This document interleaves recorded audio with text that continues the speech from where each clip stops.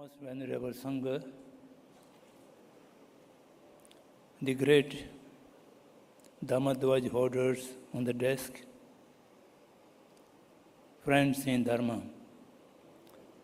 Actually, in the beginning, my responsibility was just to read out the His Holiness message.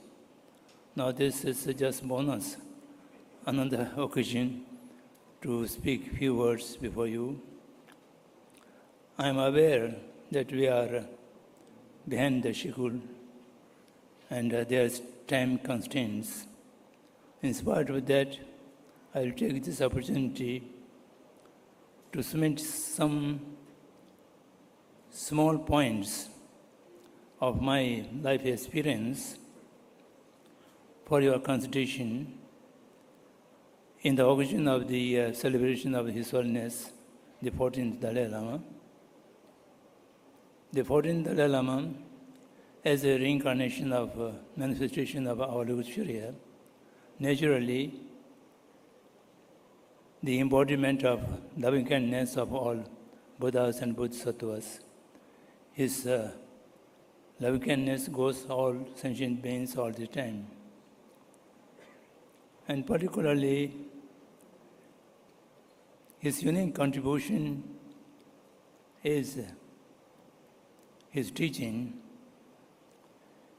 He have nothing said which Buddha have not said in Buddha Vachanas, but he conveyed the Buddha's teaching in a suitable medium or language which is understandable and appreciable by the people in the postmodern civilization of 21st century. That's why recently His Holiness was praised that he is the fearless teacher of 21st century. And the basic Buddhist teaching of Four Noble Truth in a modern scientific idiom which we need to understand and to be practiced. And I will just touch a few points what he was trying to do and for which we should follow and we should do our best to materialize his objectives and teachings. He is talk about universal responsibility on the basis of the phenomena of interdependently arising. We have to try to bring peace and stability among the sentient beings all over the universe. And for that purpose, we are not able to oppose and achieve a violence-free world. We shall have to think very seriously why we are not able to reduce or stop the increasing violence in the world. Buddha have transformed the hearts of the Angulimala in few minutes teaching, but in our time, we are not able to transform the hearts and minds of the violent people. What is the basic reason why our sincere effort to oppose the violence and the inappropriate negative acts? Where is our weakness that we shall have to search out? It is my experience or viewpoint that we are not able to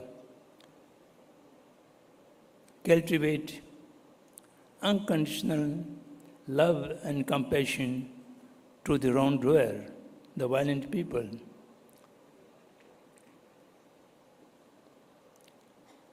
Buddha have repeatedly said that the negative emotions are to be considered as opponents or the enemy, but those people who are influenced by the negative emotions should be loved and compassionate, object of compassionate. Similarly, as repeated by Gandhi, we should hate the sin but love the sinner. And we are not able to cultivate in our mind unconditional and sufficient loving kindness to the violence doer. That's why our opposition to violent act become forceless. And therefore, some of the Buddhist friends in the West, they are now working on love force. Better me, better we, and better world. This kind of new approach, it appears to be appropriate. Equanimity to all sentient beings is the basic ground to attain the loving kindness without any discrimination. Whenever we see the violent people, we just do not like the violent act, and at the same time, some kind of disliking to the violent people, the doer, that is not able to remove in our mind.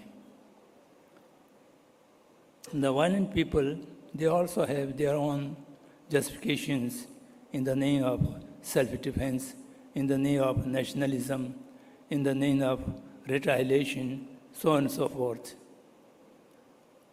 They are completely misleading by their own insufficient and wrong logics, and we are not able to encounter with love and compassionate as a mother look to their children. So we shall have to cultivate our mind equal love and compassion to the right doers and wrong doers without any discrimination. This is, I think, one of the hindrance which weakens our effort.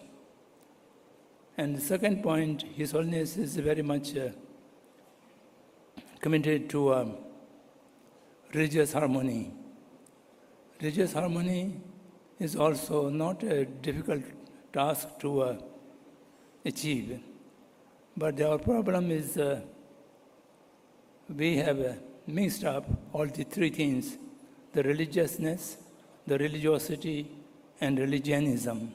And particularly, the religiousness is completely lost. And only religiosity is a little bit alive. And the basic, in the name of religion, what operates today is the religionism. Religionism is entirely irreligious mental attitude, and which cannot benefit neither the individual itself and nor the other people. So we shall have to live out the religionism and go back to the religiousness. If people live in the religiousness, and I don't think there's any problem to bring religious harmonies, because all the basic teaching about religions are only different of language. The contents are all same.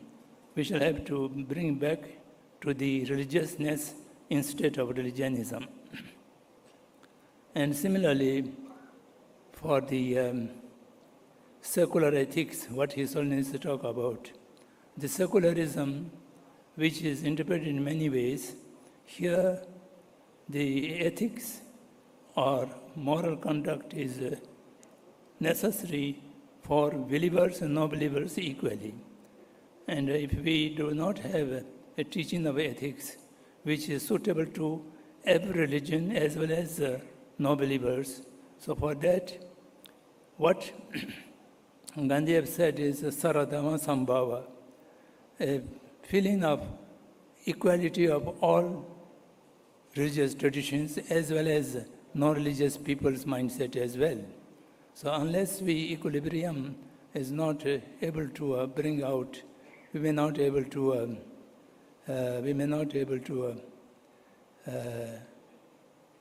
exercise or practice what His Holiness taught about secular ethics.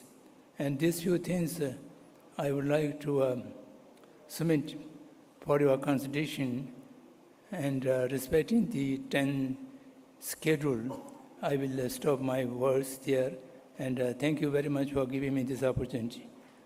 Thank you.